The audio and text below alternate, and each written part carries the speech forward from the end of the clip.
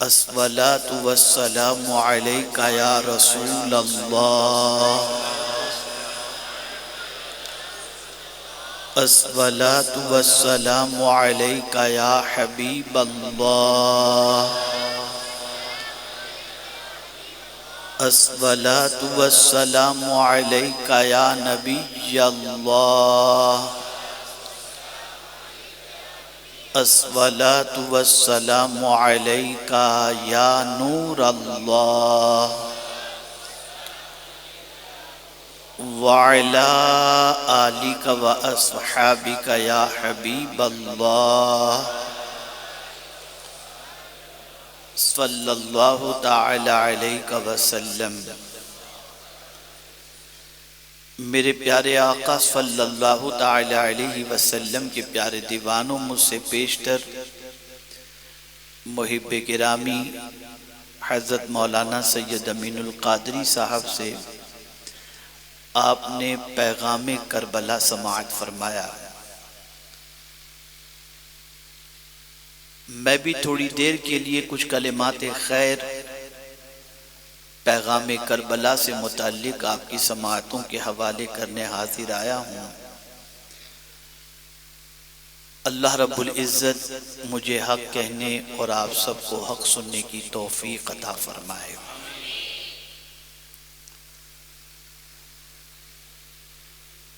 میرے پیارے آقا صلی اللہ تعالی علیہ وسلم کے پیارے دیوانوں، اللہ نے ہمیں زبان جیسی عظیم نعمت عطا فرمائی، عظیم دولت عطا فرمائی۔ ہر گھر کے اندر ہر شخص مرد ہو یا عورت، وہ کچھ نہ کچھ اپنی زبان سے کہتے رہتے ہیں۔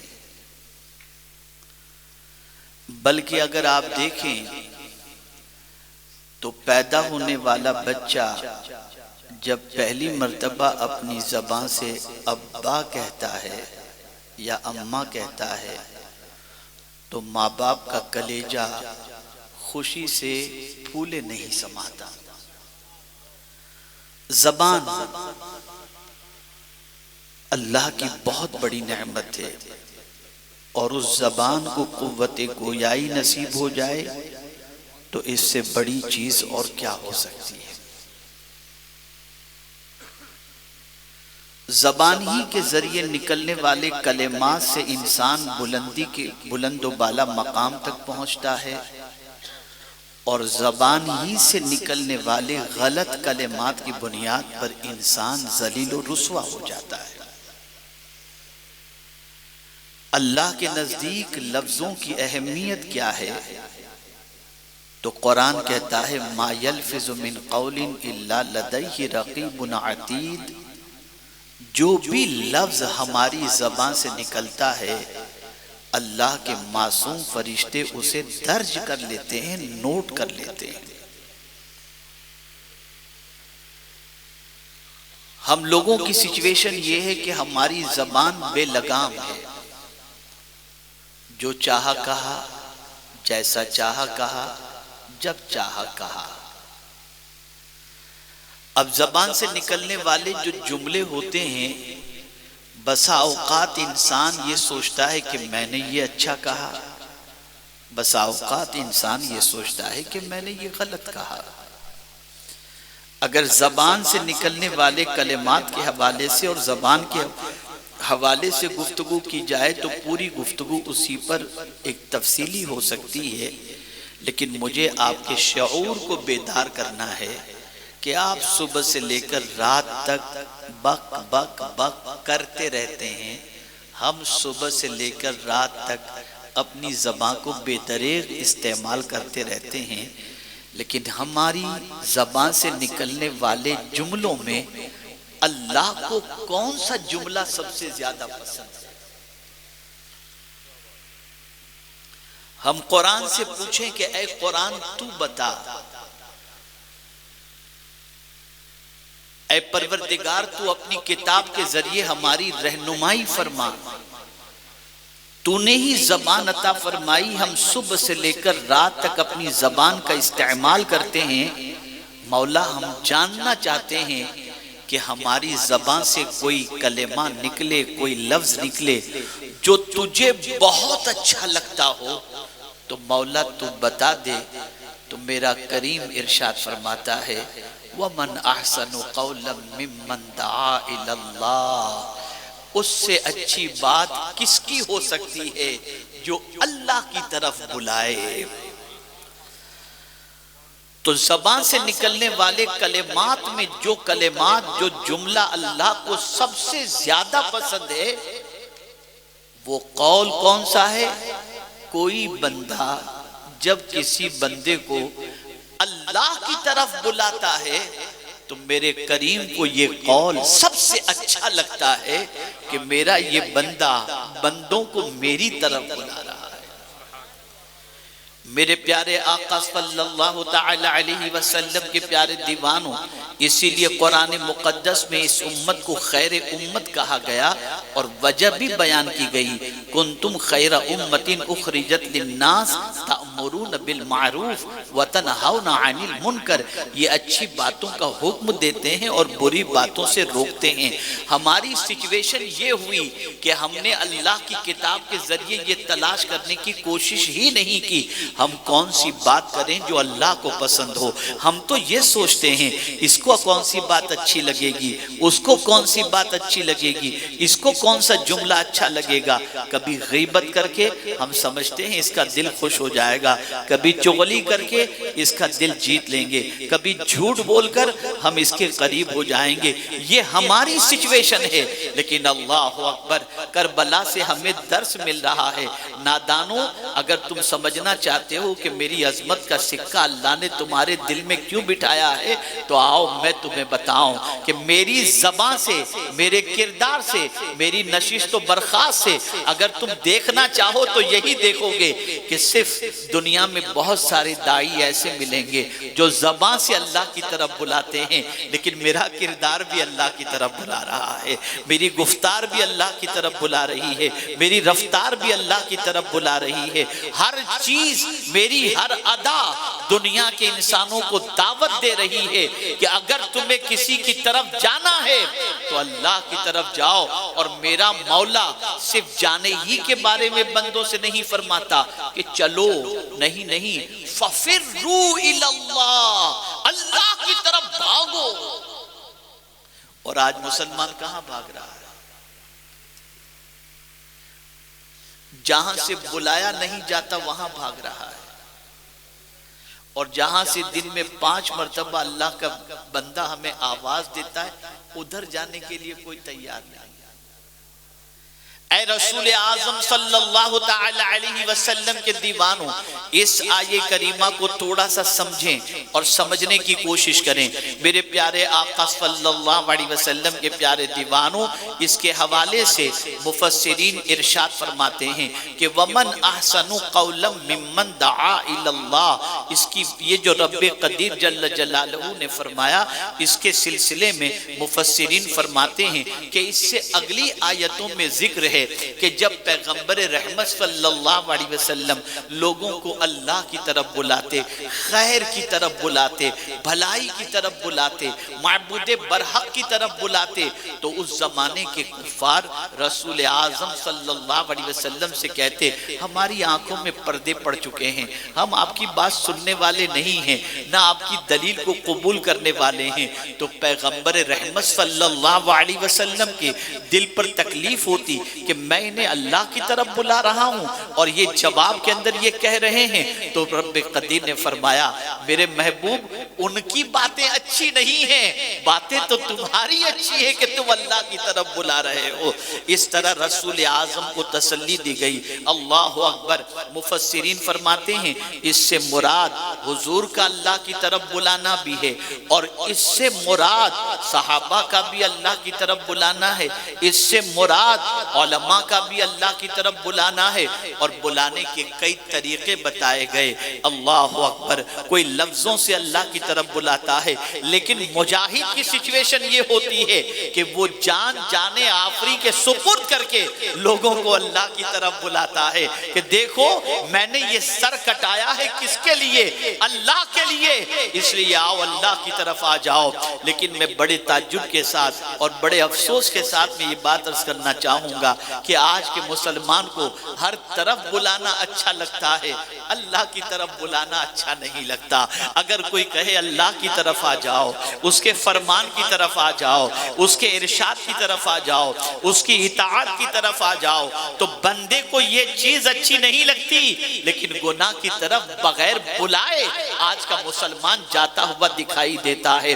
میرے پیارے آقا صلی اللہ تعالی علیہ وسلم کے پیارے دیوانوں، اسی کے ساتھ تھوڑا سا اور آگے بڑھیں اور سمجھیں، کسی کی تقریر تھوڑی دیر کے لیے ہوتی ہے۔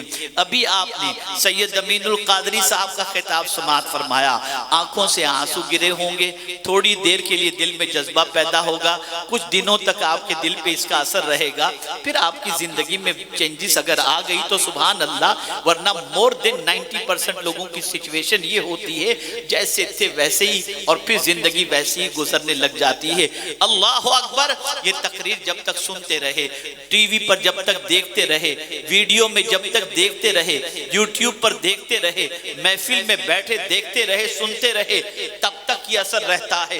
لیکن خدا کی قسم ایک بلانے والا ایسا بھی ہے جس کے بلانے کا اثر صدیاں گزر گئیں، لیکن آج بھی اس کے بلانے کا اثر نظر آ رہا ہے۔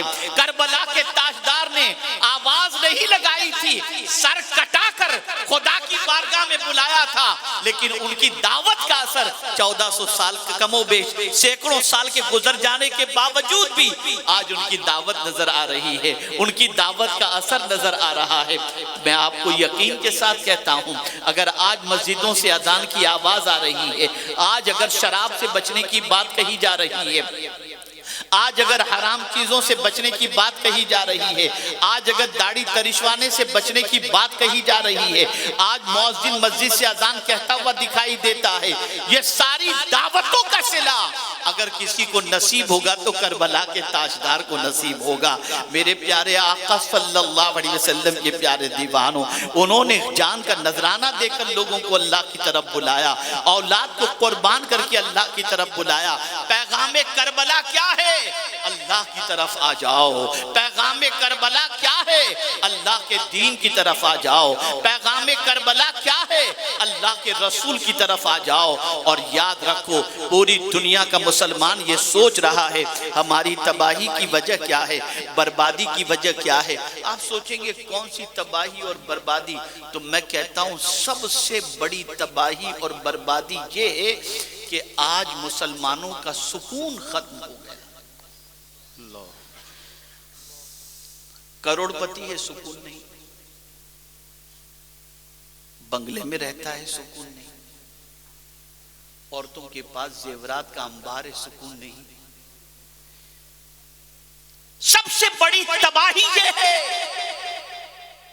کہ سکون ختم ہو گیا۔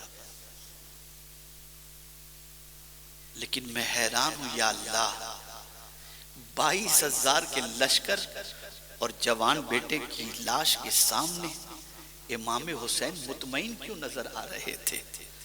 ان کی پیشانی پہ شکن کیوں نہیں؟ تو جواب ملے گا، سکون کی وجہ یہ ہے کہ جب تم اللہ کی اطاعت کرو گے، اس کے رسول کی اطاعت کرو گے، تو اللہ کی طرف سے تمہارے دل پر سکون نازل کر دیا جائے گا۔ سبحان اللہ۔ اور جب تم اللہ اور اس کے رسول کی نافرمانی کرو گے تو تمہارے دل سے سکون چھین لیا جائے گا۔ قرآن اسی لیے کہتا ہے اگر تم اچھی زندگی چاہتے ہو تو اللہ کی فرما برداری کرو، اللہ کے رسول کی فرما برداری کرو، اللہ تمہیں اچھی زندگی عطا فرمائے گا۔ تو عرض یہ کر رہا تھا، اس سے اچھی بات کس کی ہو سکتی ہے جو اللہ کی طرف بلائے۔ میں آپ سے پوچھنا چاہتا ہوں، ماں چاہے تو اپنے بچے کو اللہ کی طرف بلا سکتی ہے، بیٹا چاہے تو اپنے بھائی کو بھائی چاہے تو اپنے بھائی کو اللہ کی طرف بلا سکتا ہے، باپ چاہے تو اپنے بیٹے کو اللہ کی طرف بلا سکتا ہے۔ اللہ اکبر، مسلمان چاہے تو مسلمان کو اللہ کی طرف بلا سکتا ہے۔ اور بلانے کے حوالے سے آج چوراہے پر بیٹھے رہتے ہیں نا لوگ، میں ابھی آیا، میں نے دیکھا کئی گلیوں کے نکڑ پر نوجوان بیٹھے ہوئے ہیں۔ اللہ اکبر، آقا کریم صلی اللہ علیہ وسلم کے دور پاک میں بھی اللہ اکبر کچھ لوگ اسی طریقے سے راستے میں بیٹھے ہوئے تھے، سرکار صلی اللہ علیہ وسلم نے بیٹھنے سے منع فرمایا تو انہوں نے کہا کہ حضور یہاں راستے میں بیٹھے بغیر ہمارا کوئی چارہ نہیں۔ اب سرکار نے جو فرمایا اسے سنیے، ارشاد فرماتے ہیں تو پھر راستوں کا حق بھی ادا کرو۔ انہوں نے کہا یا رسول اللہ راستوں کا حق کیا ہے؟ تو پیغمبر رحمت صلی اللہ علیہ وسلم نے فرمایا راستوں کا حق یہ ہے نگاہ نیچی رکھو اور لوگوں کو اللہ کی طرف بلاؤ، بھلائی کی طرف بلاؤ، اچھائیوں کی طرف بلاؤ۔ اللہ اکبر، آپ اندازہ لگائیں پیغمبر رحمت صلی اللہ علیہ وسلم نے ہر موقع پر اللہ کی طرف بلانے کا حکم دیا۔ اللہ کے رسول صلی اللہ علیہ وسلم نے اللہ کی اطاعت کی طرف حکم دیا۔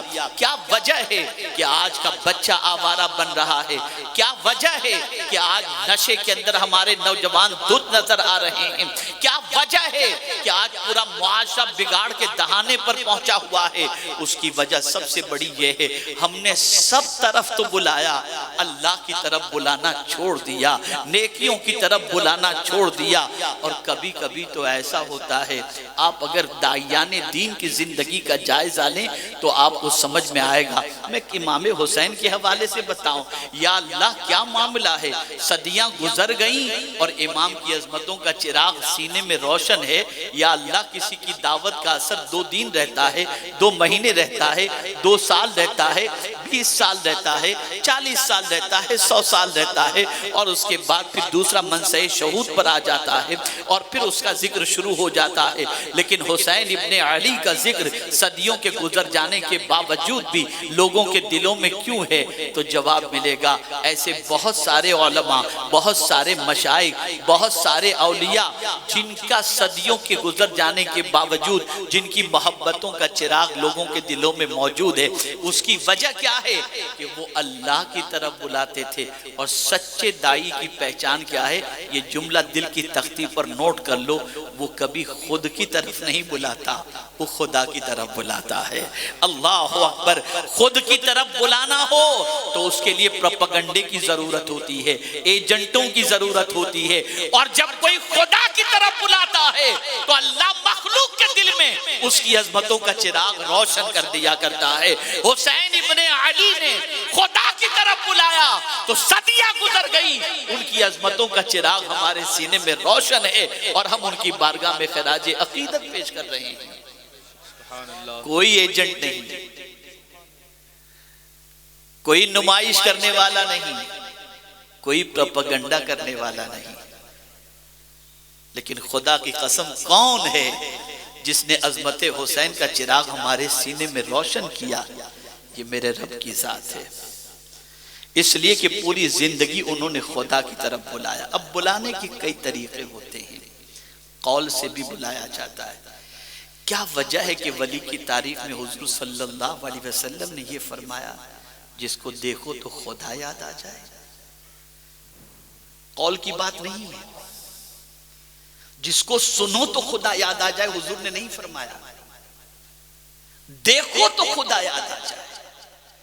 اس لیے کہ ولی کا اٹھنا بھی نبی کی سنت کے مطابق ہوتا ہے، ولی کا بولنا بھی خدا کی تعلیم کے مطابق ہوتا ہے، ولی کی ہر ادا رسول اعظم صلی اللہ علیہ وسلم کی سنت کے مطابق ہوتی ہے۔ میرے پیارے آقا صلی اللہ تعالی علیہ وسلم کے پیارے دیوانوں، آج کا مسلمان ایک دوسرے کو گناہ کے لیے بلاتا ہے، یہ پکچر دیکھو، یہ گانا سنو، یہ گناہ کرو، یہ گناہ کرو۔ اے مسلمانوں، میں پوچھنا چاہتا ہوں، جو زبان اللہ نے تمہیں عطا فرمائی ہے، کیا یہ زبان کے اندر قوت گویائی کوئی دوسرا دے سکتا ہے؟ نہیں نہیں، یہ میرے مولا نے قوت گویائی عطا فرمائی۔ سوچو، صبح سے لے کر رات تک تم کتنے بندوں کو اللہ کی طرف بلا رہے ہو، کتنے بندوں کو اللہ کی طرف دعوت دے رہے ہو؟ اگر نہیں دے رہے تو اللہ کی دی ہوئی زبان کا تم حق ادا نہیں کر رہے۔ سارے جملے تمہاری زبان سے بھلے نکلتے ہوں، لیکن کوئی جملہ اتنا اچھا نہیں ہوتا جو جملہ اللہ کی طرف بلانے کے لیے تمہاری زبان سے نکلتا ہے۔ سب سے اچھی بات اس کی، آپ کہیں گے بہت سارے اللہ کی طرف بلاتے ہیں،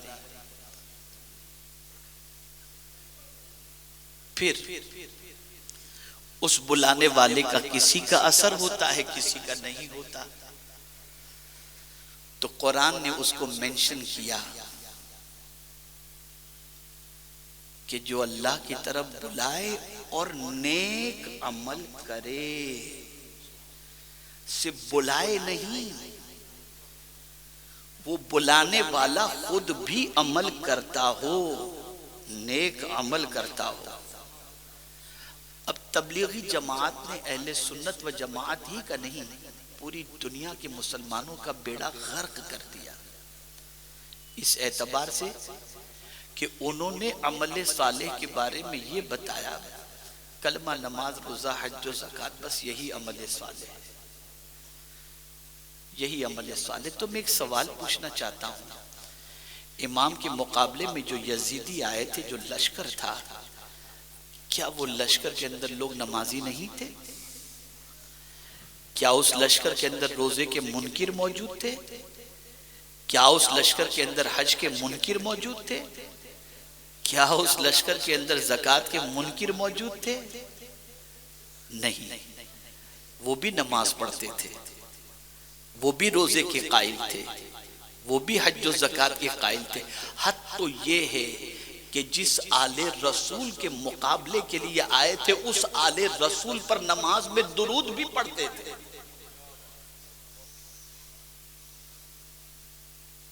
درود بھی پڑھتے تھے، اور مقابلے کے لیے آئے۔ تو سن لو، عمل صالح صرف نماز، روزہ، حج و زکوٰۃ ہی کا نام نہیں۔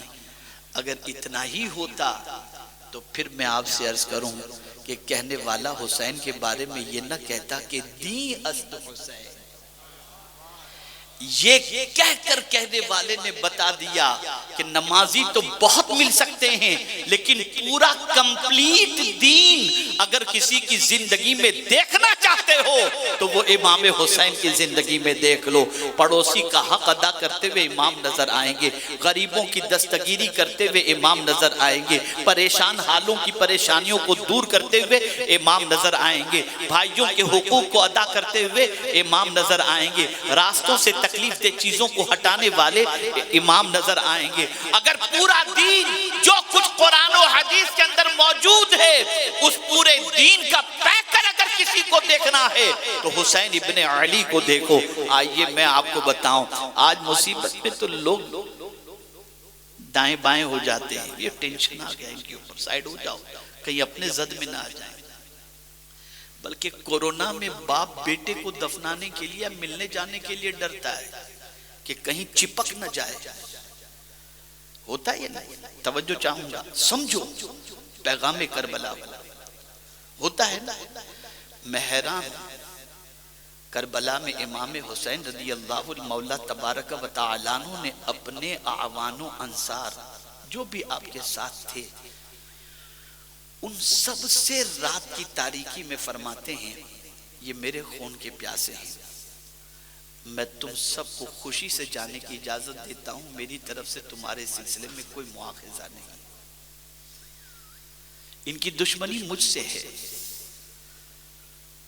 تم جانا چاہو تو جا سکتے ہو، رات کی تاریکی میں نکل جاؤ گے، کوئی ٹینشن کی بات نہیں۔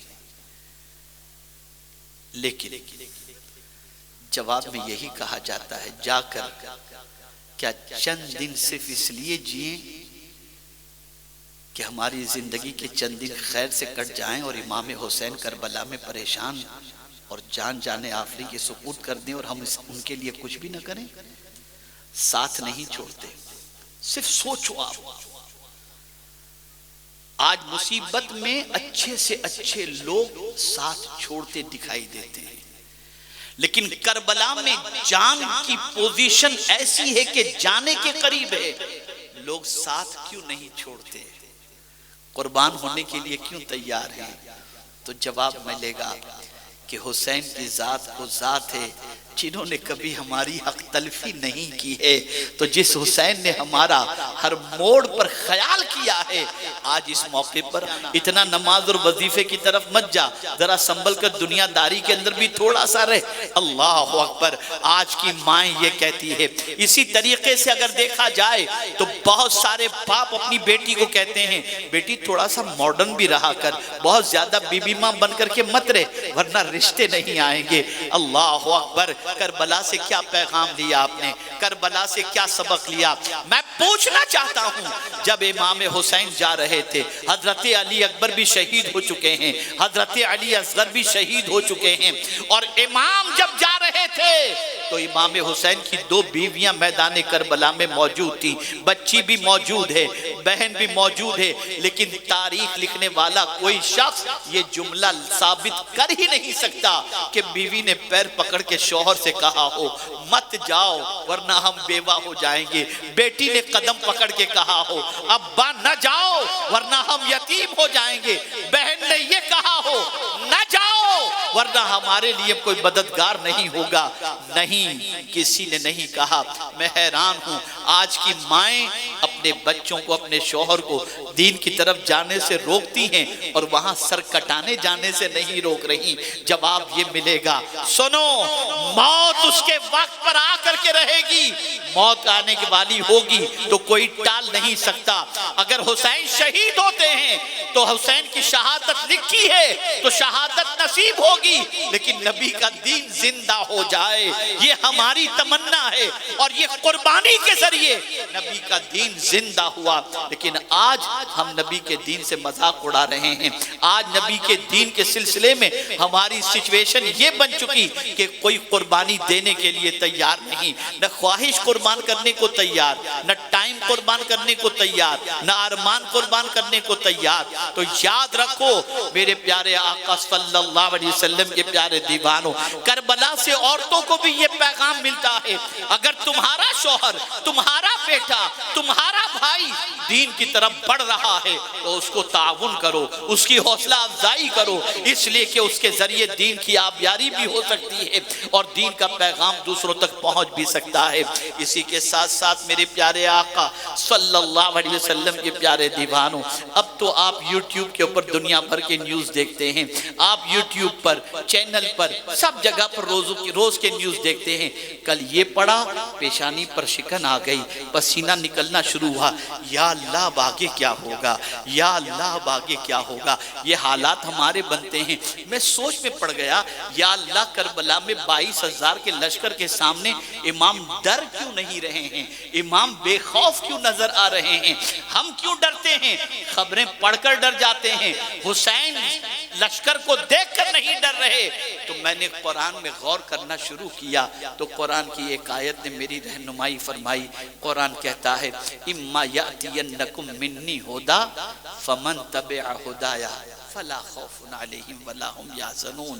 جو اللہ کی ہدایت کی پیروی کرے نہ اسے کوئی خوف ہوتا ہے نہ اسے کوئی غم ہوتا ہے۔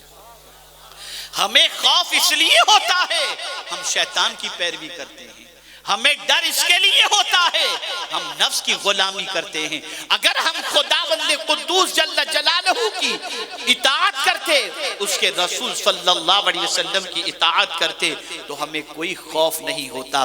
تو امام حسین رضی اللہ تعالیٰ عنہ کی دعوت کا اثر صدیوں کے گزر جانے کے باوجود بھی اگر آج دکھائی دیتا ہے تو اس کی ایک وجہ سب سے بڑی یہ ہے کہ امام صرف قول کے دھنی نہیں تھے، ان کا عمل ان کے قول سے زیادہ ان کے کردار کو نمایاں طور پر پیش کر رہا تھا۔ ایک واقعہ صرف آپ کے سامنے عرض کروں تاکہ آپ محسوس کر سکیں۔ ایک سواری پر سوار ہو کر تاجدار کربلا مدینے کی گلی سے گزر رہے ہیں، راستے میں کنارے پر کچھ غریب، کچھ فقراء بیٹھے ہوئے ہیں اور کھانا کھا رہے ہیں۔ امام حسین کو دیکھا، کون امام حسین؟ نوجوانان جنت کے سردار۔ دیکھا سواری پر جا رہے ہیں، سلام کیا اور عرض کیا حضور آئیے تشریف لائیں۔ غریب فٹ پاتھ پر بیٹھ کر کھانے والے نواسے رسول کو آواز دیتے حضور تشریف لائیں. امام حسین نے سواری روکی, سواری سے اترے, ان غریبوں کے ساتھ بیٹھے, کھانا تناول فرمایا, اور تناول فرمانے کے بعد ان سے فرمایا اب تمہاری باری ہے, میں تمہیں دعوت دیتا ہوں میرے گھر تشریف لاؤ تاکہ میں بھی تمہاری خدمت کر سکوں, میں بھی تمہیں کھانا کھلا سکوں. اور یہ کہنے کے بعد توجہ چاہوں گا, یہ پیغام کربلا کے حوالے سے اس چیز کو ذہن میں رکھو کہ صرف یہ نہیں کہ امام حسین نے شہادت اس طریقے سے دی اور یہ داستان سن لو. پیغام کربلا در حقیقت تمہاری زندگی میں انقلاب پیدا کرنا ہے اور تمہاری زندگی کو امام حسین کے نقش قدم پر چلانے کا عزم اپنے اندر پیدا کرنا ہے. اب آپ دیکھیں امام حسین سواری پر پھر سوار ہوئے تو آنکھوں سے آنسو جاری تھے, امام رو رہے ہیں. پوچھنے والے نے پوچھا حضور کیا بات ہے, آپ رو رہے ہیں؟ امام حسین نے جواب دیا, غور سے سنو. ارشاد فرماتے جب اس غریب نے ہم لوگوں مجھے آواز, ان غریبوں نے مجھے آواز دی اور میں فوراً اتر گیا, اس کی ایک وجہ ہے, مجھے اللہ کا ایک ارشاد یاد آیا. رب فرماتا ہے انہ لا یحب المستکبرین, اللہ تکبر کرنے والے سے محبت نہیں فرماتا. تو میں اتر کر ان کے ساتھ بیٹھ گیا تاکہ تکبر کرنے والوں میں میرا شمار نہ ہو جائے. تو میں اس لیے رو رہا ہوں کہ اے کریم تیرا شکر ہے کہ میرا شمار ان بندوں میں نہیں جس سے تو محبت نہیں کرتا, یہ تیرا کروڑوں شکر ہے. اب میں آپ سے پوچھنا چاہتا ہوں آج غریبوں کا خیال کون کرتا ہے؟ آج کا دن 14 محرم ہے, حضور مفتی اعظم مہین علیہ رحمہ کا یوم وصال ہے.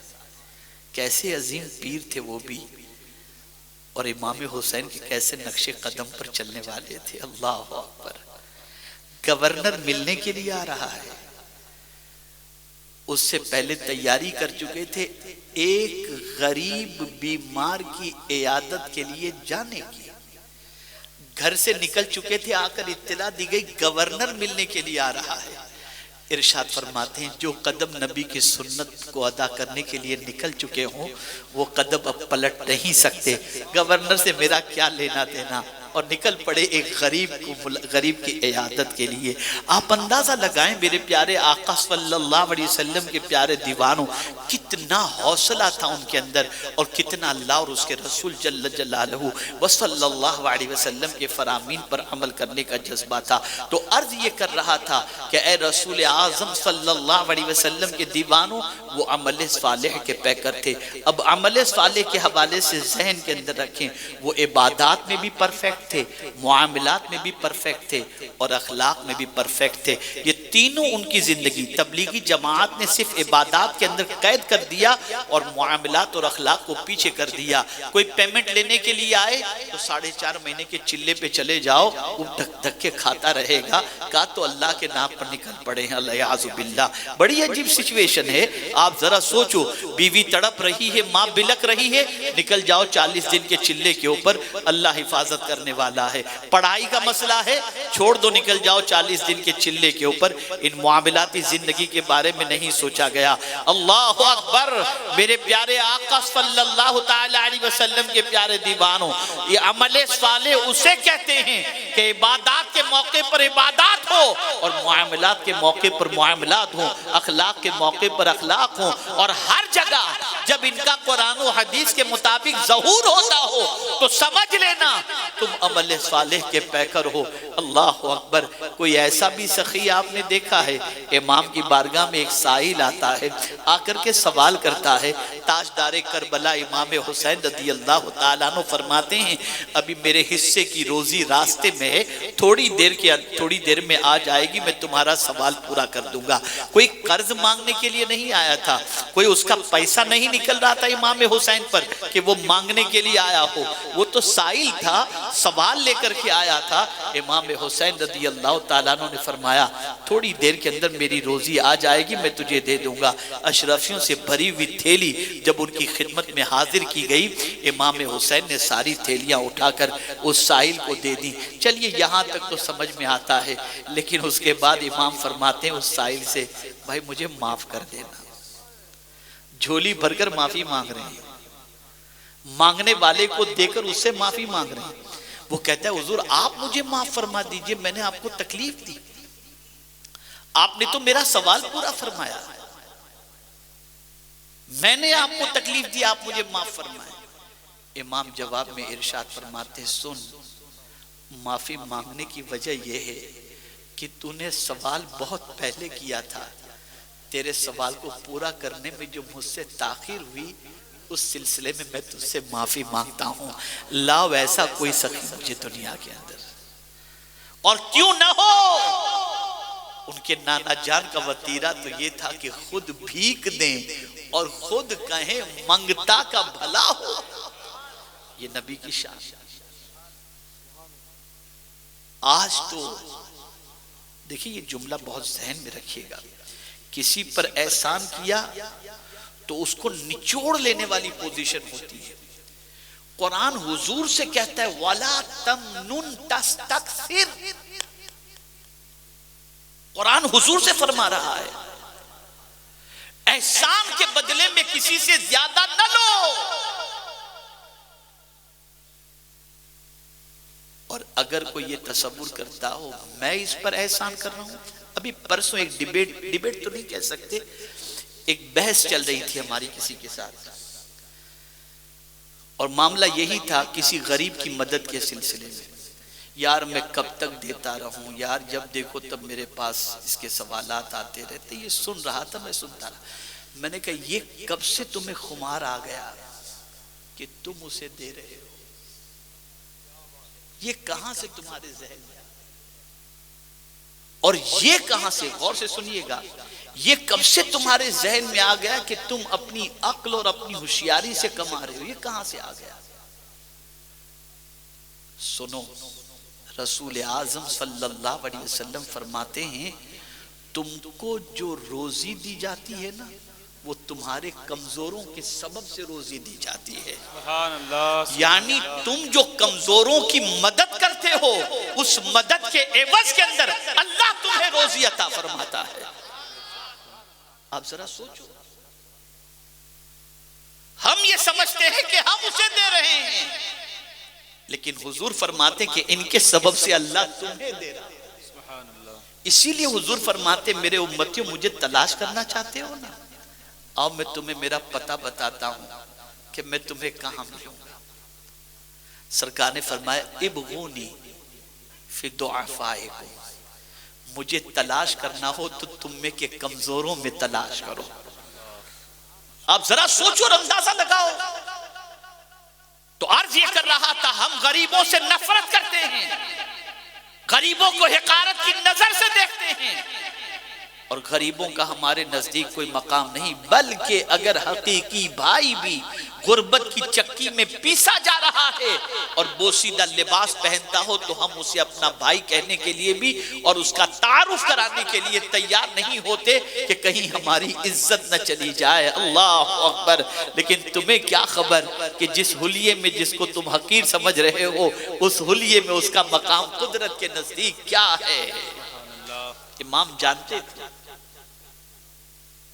تاجدار کربلا جانتے تھے۔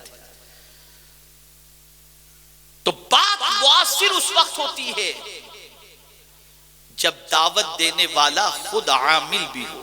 قرآن کہتا ہے عملاً وَمَنْ أَحْسَنُ قَوْلًا مِّمَّنْ دَعَا إِلَى اللَّهِ وَعَمِلَ صَالِحًا۔ اور پھر یہ نہیں کہ بلا تو اللہ کی طرف رہا ہے لیکن سوچتا ہے یار میں آج جو پوری دنیا میں مار کھا رہا ہوں نا وہ اس لیے کہ میں مسلمان ہوں، کوئی مجھے پہچان نہ لے کہ میں مسلمان ہوں، داڑھی نہیں، نمبر پلیٹ، نیم پلیٹ بھی جو لکھتا ہے اس کے اندر بھی شارٹ فارم کے اندر کہ کہیں کوئی پہچان نہ لے۔ تو نہیں، اس طرح سے اسلام کی دعوت نہیں ہوتی۔ دعوت اس طرح سے ہوتی ہے کہ کہ جب تم اللہ کی طرف بلاؤ اور نیک عمل کرو تو فخر سے کہو وقال اننی من المسلمین، میں مسلمانوں میں سے ہوں الحمدللہ۔ جب یہ یقین تمہارے اندر پیدا ہوگا تو تمہاری دعوت کو کوئی غیر مؤثر نہیں کر سکتا۔ اسی لیے کربلا میں امام حسین رضی اللہ تعالیٰ عنہ نے اپنے وجود کو منوایا تو اسی اعتبار سے منوایا کہ میں مسلمان ہوں، میں اللہ کی اطاعت کرنے والا ہوں، اللہ کی فرما برداری کرنے والا ہوں، اللہ کے رسول صلی اللہ علیہ وسلم کی اطاعت کرنے والا ہوں۔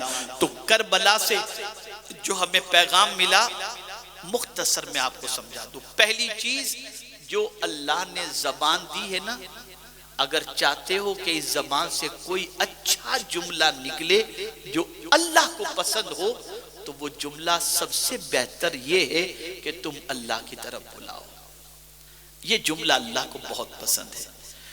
تو تم معاشرے کے اندر جو گناہ کرتے ہیں انہیں گناہوں سے روکو، جو نماز نہیں پڑھتے ہیں ان کو نماز کے لیے بلاؤ۔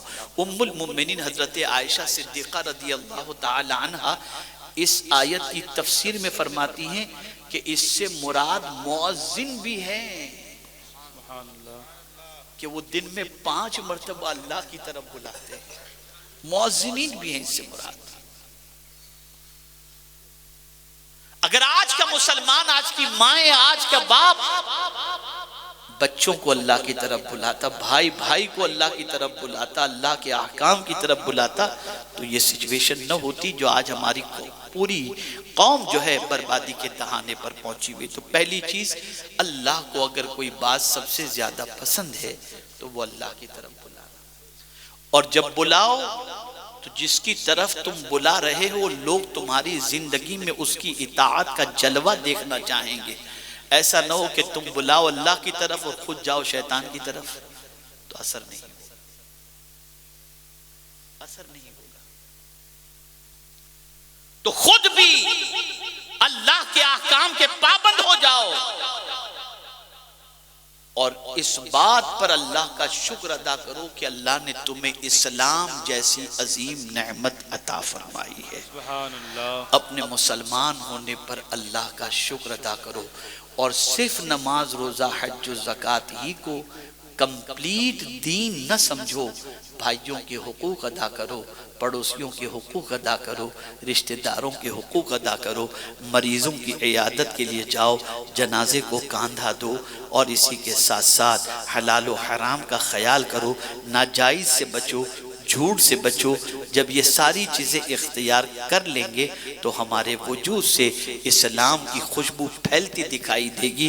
نتیجتاً اس خوشبو سے دنیا کی کوئی طاقت اپنے ناک کو بند نہیں کر سکے گی، بلکہ یہ خوشبو ان کے مشام جاں کو معطر کرے گی۔ نتیجتاً اسلام کے سلسلے میں ان کی زندگی میں انقلاب پیدا ہوگا۔ اے رسول اعظم صلی اللہ علیہ وسلم کے دیوانوں، آج ضرورت اس امر کی ہے، شیطان کی طرف جانے کی بجائے رحمان کی طرف آؤ۔ چلو نہیں، دوڑو اپنے رب کی طرف، اپنے رب کے فرمان کی طرف، اپنے رب کی اطاعت کی طرف، اپنے پیارے حبیب صلی اللہ تعالی علیہ وسلم کی اطاعت کی طرف۔ کربلا کا پیغام یہی ہے کہ میں نے دین کو زندہ کرنے کے لیے سب کچھ لٹا دیا، اگر تم میرے وفادار ہو تو تمہارے وجود سے بھی دین کو زندہ کرنے کا جذبہ نظر آنا چاہیے۔ ہمارا حال تو یہ ہے کہ شہادت کے واقعات سن کر کے آنکھوں سے آنسو تو بہا لیتے ہیں، لیکن یہ چاہتے ہیں کہ ہماری انگلی میں خراش بھی نہ آئے۔ ایک آخری بات عرض کرتا ہوں، کیوں آدمی حرام کمانے کی طرف جاتا ہے؟ کیوں ناجائز دولت جمع کرتا ہے؟ وجہ یہ ہوتی ہے کہ آدمی سوچتا ہے کہ یار مجھے کچھ ہو گیا تو میرے بچوں کو، میری بیوی کو تکلیف نہ ہو۔ صحیح ہے بھئی، آپ سمجھ رہے ہیں نا میری بات؟ آدمی یہ سوچتا ہے۔ کچھ لوگ جائز طریقے سے کرتے، کرنا چاہیے، لیکن ناجائز طریقے سے نہیں۔ ہر آدمی کو یہ ٹینشن ہوتا ہے میرے بیوی بچوں کا میرے بعد کیا۔ کربلا سے ہم کو اس کے حوالے سے بھی پیغام ملا۔ ہمارے بیوی بچے تو آرام سے گھر میں ہیں، رشتہ دار بھی دیکھنے والے ہیں، کربلا میں تو امام حسین رضی اللہ تعالیٰ عنہ کے بیوی بچے میدان کے اندر ہیں، دشمن سامنے موجود ہے، بچوں کو شہید کر دیا گیا۔ اب امام حسین رضی اللہ تعالیٰ عنہ کو بھی تو کربلا میں یہ خیال آنا چاہیے تھا کہ میں شہید ہو گیا تو میرے بیوی بچوں کا کیا؟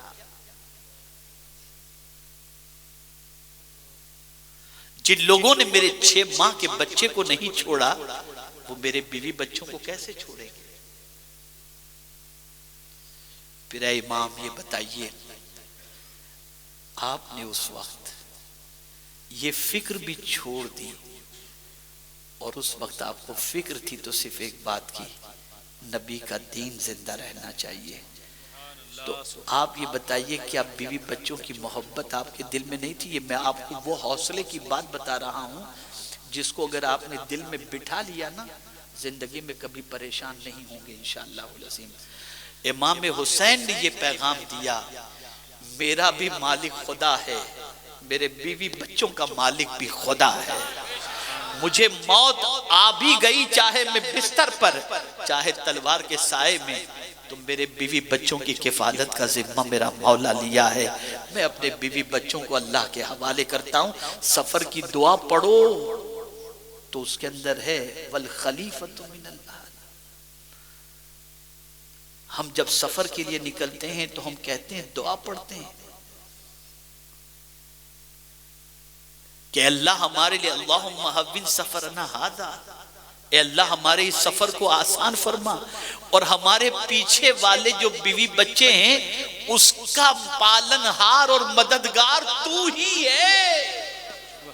ارے جب دنیا کے سفر پر نکلتے ہو تو بیوی بچوں کو خدا کے حوالے کرتے ہو، تو خدا کی راہ میں سفر کرو تو اپنے بیوی بچوں کو بھی اللہ کے حوالے کرنا چاہیے۔ یہ بھی کربلا سے پیغام ہے۔ حرام اور حلال کی تمیز کیے بغیر بچے برانڈڈ کپڑا پہنے، بچے بنگلے کے اندر رہیں، چاہے کسی کی ٹوپی کر کے، کسی کا پیسہ کھا کر کے ہم بنا لیں، اور بیوی بچے عیش سے رہیں، یہ کربلا کا پیغام نہیں ہے۔ کربلا کا پیغام یہ ہے، جو تم کو دینے والا ہے وہی تمہاری اولاد کو بھی دینے والا ہے، جو تم کو کھلانے والا ہے وہی تمہاری اولاد کو کھلانے والا ہے۔ جو رب قدیر شکم مادر کے اندر پرورش پانے والے بچے کو روزی عطا کرتا ہے، وہ زمین پر چلنے والے تمہاری اولاد کو بھی روزی عطا فرمائے گا۔ یہ یقین بھی کربلا سے ہمیں ملتا ہے۔ اتنے گوشے ہیں کربلا کے کہ ہر گوشے پر گفتگو کی جائے تو ہمارے لیے بہت زیادہ اس کے اندر سبق ہے، لیکن میں انہی کلمات خیر پر اپنی گفتگو کو مکمل کرتے ہوئے ایک خاص دعوت دیتا ہوں، اور وہ یہ ہے ہر ایک دوسرے کو اللہ کی طرف بلانا شروع کرے۔ مائیں اپنے بچوں کو اللہ کی طرف، بیٹے نماز پڑھو، باپ اپنے بیٹے کو بیٹے نماز پڑھو۔ جب تم یہ کہو گے نا، تمہارے بچے کو بھلے برا لگ رہا ہو، خدا کو بہت اچھا لگے گا، اللہ کو یہ جملہ بہت پسند آئے گا۔ اس سے اچھی بات کسی کی نہیں جو اللہ کی طرف بلائے۔ تو آج سے یہ اچھا جملہ اپنی زبان سے نکالنا شروع کرو اور اس کے عادی بن جاؤ، دنیا بھی سنور جائے گی اور آخرت بھی سنور جائے گی۔ وما علینا الا البلاغ المبین۔ السلام علیکم ورحمۃ اللہ وبرکاتہ۔